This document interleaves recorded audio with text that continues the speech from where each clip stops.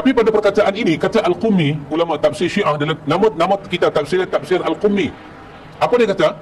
Kedua-dua wanita yang diganti namakan di dalam ayat itu dengan huma, fakhanatahuma, tidak lain tidak bukan melainkan dia adalah Aisyah dan Hafsah, yang kedua-dua wanita itu khianat kepada Rasulullah.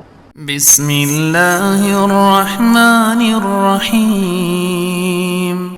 Karena itu saya sebut buku yang pernah saya tengok, tulisan Syiah yang beratus jilid dia, beratus. Wallahu ta'ala alam bagaimana kemampuan Allah bagi pada dia menulis Biharul Anwar. Siapa tulis? Al-Majlisi menulis Biharul Anwar. Ulama Syiah yang paling dahsyat, Biharul Anwar. Dia ini sampai kepada tahap dia maksum. Al-Majlisi ini maksum. Subhanallah. Beratus jilid ada.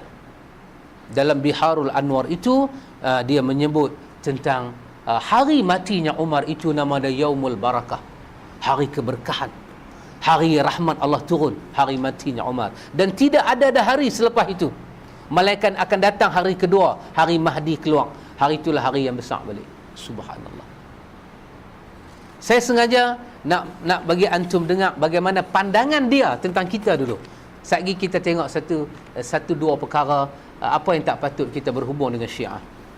Dan yang ketiga, saya nak antum tengok balik apakah pandangan Syiah terhadap Aisyah dan Hafsah. Khadijah dia terima. Khadijah dia terima. Dia tidak pernah mencerca Khadijah. Tapi lain daripada Khadijah, banyak juga dia komen, tapi komen dengan bahasanya masih lembut. Tetapi kepada dua wanita ini, Hafsah dan Aisyah, dia tidak boleh memilih bahasanya lembut, melainkan dia kata inilah dua jalannya masuk dalam rumah Rasulullah. Saya mengambil Al-Qummi dulu. Al-Qummi, iaitu saya pernah habaq pada antum ayat 10 daripada surah Tahrim. Al-Qummi memberi tafsiran pada ayat ini tentang apa nama, wa daraballahu, macam mana? Wa daraballahu mathalan lilladzina kafaru imra'atan Nuh wa imra'atan Lut. Tentang Allah buat contoh isteri Nuh dan isteri Lut. Baik. Apa kata Al-Qummi dalam tafsir dia? Kata Al-Qummi pada perkataan dalam ayat 10 surah Tahrim ada perkataan fakhanatahuma. Kedua-dua isteri perempuan itu telah mengkhianati suami masing-masing. Dalam tafsiran Ahlus Sunnah, kata Imam Qurtubi, isteri Nuh dengan isteri Lut khianat kepada suami. Khianat di situ makna dia tidak menerima kerasulan. Dia pergi habaq pada orang lain, kata laki dia ni gila. Isteri Nuh habaq pada orang kampung, laki dia gila. Isteri Lut, dia pergi habaq pada laki dia, Nuh, di rumah aku ada jantan cantik mai. Malaikat menjelma sebagai manusia. Kalau kau nak liwat, kau pergi liwat. Maka tindakan dia itu Allah kata fakhanatahuma. Kedua-dua wanita itu mengkhianati suami mereka.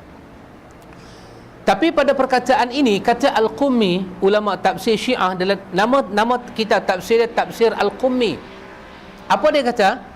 Kedua-dua wanita yang diganti namakan di dalam ayat itu dengan huma, fakhanatahuma, tidak lain tidak bukan melainkan dia adalah Aisyah dan Hafsah, yang kedua-dua wanita itu khianat kepada Rasulullah.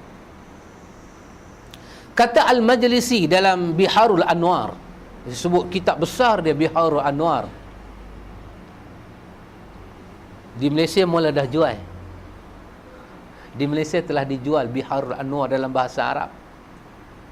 Tapi saya heran bila saya tengok profesor tu dia pegang Biharul Anwar, saya pun tak terkata apa dia profesor. Saya tak terkata apa dia pun tahu bahasa Arab. Dia duduk buka dan dia kata kitab ini bagus. Dan dia pun tak tahu siapa dia Al-Majlisi. Mungkin bila dia baca dia boleh tahu, ataupun kalau dia tak tahu, dia akan jadi Syiah terus.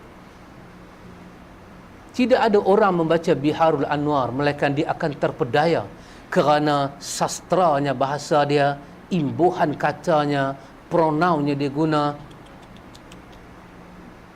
Seperti saya kata, tidak ada orang yang membaca Barzanji melainkan terpesona.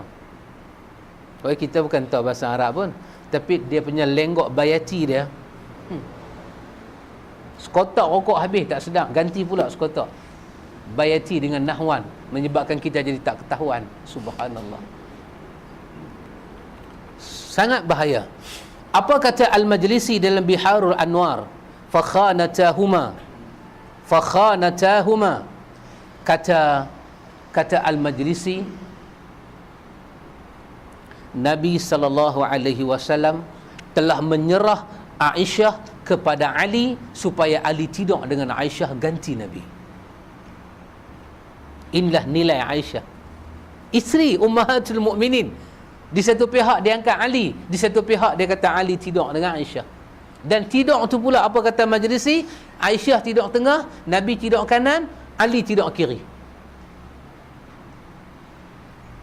Fikirlah, mazhab apa ini? Mazhab apa ini? Kata Rajab, kata Ayatullah Rajab Al-Barsi. Nama dia pun nama Parsi, nak berbaris pun terkeliat lidah.